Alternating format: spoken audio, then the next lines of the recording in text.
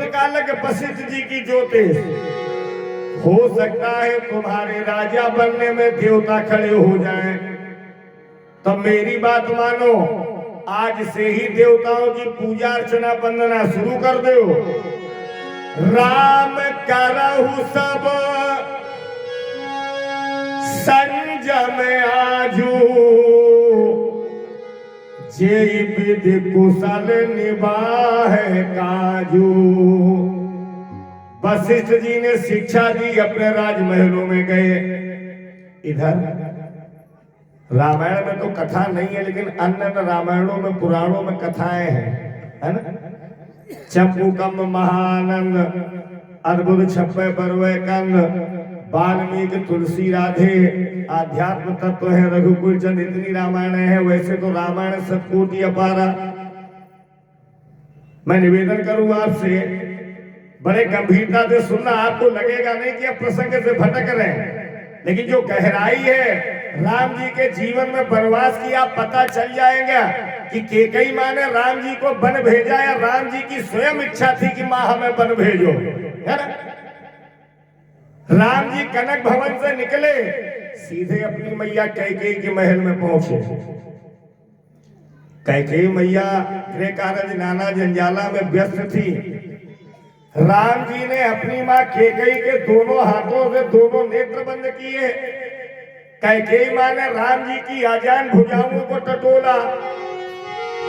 भुजा छिन्न लखी राम के, कहत कैकेयी बहन, जो चाहो सो मांगी लो, राम खोली देव नैन। आजान भुजाओं को टटोल। आजान भुजाए का मतलब जानते हैं? आजान भुज सर चाप धर संग्राम जित कर दूसरा। जिस आदमी के हाथ इतने लंबे हो कि खड़े खड़े पैर की ये परियां स्पर्श कर ले, वो बहुत भाग्यशाली होता है। लेकिन घरे नापे हो जाए, हम बैठे रहो, न तो नहीं शुरू हुई जाओगी, देखे नाप के हम। मांग लो बेटा, क्या मांगना है? तो कैकेयी माँ से राम जी ने कहा, माँ हम मांगे तो, लेकिन हमें डर लगता है। हमने कोई चीज मांगी है, वो आपने न दी तो कैकेयी माँ ने कहा, एक छत्राणी माँ का वचन है तुझसे बेटा, तू जो मांगेगा सो तुझे मिलेगा। तब राम जी बोले कि अगर देना चाहती हो मैया, ये राज भरत को दीजिए, मैं बड़ा बेटा हूं, हमें बड़ा राज्य दो। और वो छोटा बेटा है, उसे छोटा राज्य दो। हम ही देहु वनवास, जेहि कारण हम अवतर्यो, तो होए सकल सुर काज। माता जी ब्रह्म सत्यम जगत मिथ्या, मैंने देवताओं को आकाशवाणी की, जन दर्पो मुन सिद्ध सुरेशा, तुम्हें लाग धरियो नर भेसा, अंसन सहित मनु जो तारा, हरियो दिनकर बन सुधारा। अब हम इस छोटे से जंजाल में फंसाए जा रहे है ना। रघुवंश के राम को तो बना दिया कौशल्या माँ ने, लेकिन संतन के हितकारी राम, भक्तन प्राण प्यारे राम, ये आप हमें बनाएंगे। एक अच्छी बात बता दूं आपको, बहुत ध्यान से सुनना। मां, एक त्रेता का बड़ा भाई राम अपने छोटे भाइयों के अच्छे और उज्जवल भविष्य के बारे में सोच रहा है। और आज के जमाने का भाई अपने भाई को गले से लगा के आशीर्वाद के दो शब्द नहीं देना जानता।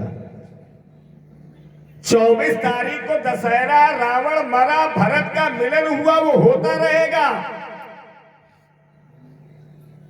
अपने सनातन संस्कृति में राम कथा के माध्यम से हमारे पूज्य संत श्री रामानंद सागर जी ने अपने सनातन संस्कृति में रामायण को टेलीविजन पर दे करके, है ना, हमारे जीवन में, हमारे सनातन धर्म में सत्कर्मों की क्रांति पैदा कर दी। उसमें राम और भरत का मिलन हुआ होता रहेगा। लेकिन कभी एक बात सोचिए, मैंने अपने भाई को कितना गले से लगाया है? रावण जब मरने लगा, जितने बैठे हो अकबरपुर धाम के भाई लोग, नहीं यहां बैठ के सुन रहे होगे तो घर में बैठ के सुन रहे होगे।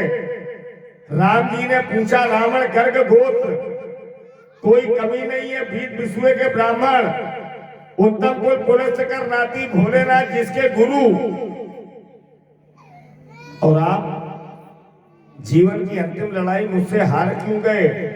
तो रावण के नेत्रों में आंसू आ गए। सरकार में इसलिए हार गया क्योंकि आप में और हम में थोड़ा फर्क था।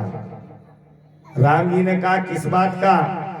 रावण ने कहा, आपके भैया चाहे लक्ष्मण हो, चाहे भरत शत्रुघ्न हो, जीवन की हर स्थिति परिस्थिति में आपका साथ नहीं छोड़ा।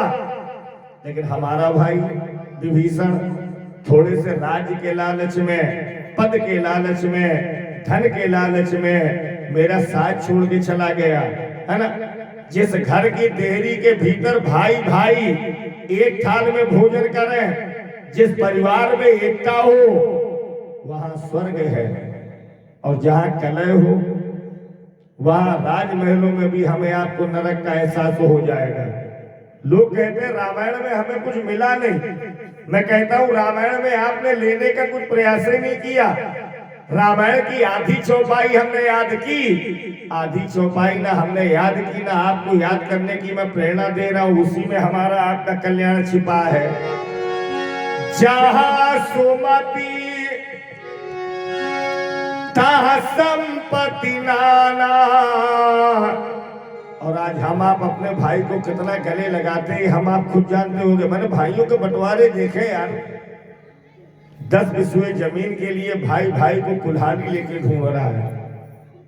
बंटवारे में एक स्टील की इतनी बड़ी सुई के लिए 3 टुकड़े होते देखे मैंने, लेकिन किसी भाई में इतना बड़ा दिल नहीं देखा जो ये कह दे, ये सुई टूटने के बाद न तेरे काम की रहेगी न मेरे काम की रहेगी, तू रख ले, तेरा भला हो। ये किसी को मैंने कहते नहीं सुना। लेकिन जरा राम जी और भरत जी के प्रेम का इतिहास उठा के आप देखिए। प्रेम हो तो ऐसा, जब राम जी जंगलों में गए, पंचवटी में पहुंचे तो वन की देवी आई। वन की देवी ने राम जी से कहा, प्रभु मेरे लिए कोई आज्ञा है? तो राम जी ने माता जी कहा, एक आज्ञा है, मैं अपने अयोध्या के राजमहलों से जितनी रास्ता चल के आ गया हूं, उस रास्ता के कांटे और कंकड़ सब हटा दो। वन देवी को बड़ा आश्चर्य हुआ। अरे इनको ये कहना चाहिए कि जितनी चल आए रास्ता उतनी तो ठीक है, लेकिन जितनी रास्ता मैं आगे चलूंगा उसके कांटे कंकड़ हटा दो। और ये कह रहे पीछे मार्ग के कांटे कंकड़ हटा दो। तो वन की देवी ने कहा, प्रभु ऐसा क्यों? तो राम जी ने कहा, मां इसी मार्ग से ढूंढता ढूंढता कुछ समय बाद मेरा छोटा भैया भरत आएगा, है ना? और अगर उसके मन में पैर में जरा भी कांटे लगे तो उसे लगेगा कि हाय इसी वन के कांटों पर मेरा भाई राम इन्हीं कष्टों से गुजरता हुआ चला, तो टूटकर बिखर जाएगा।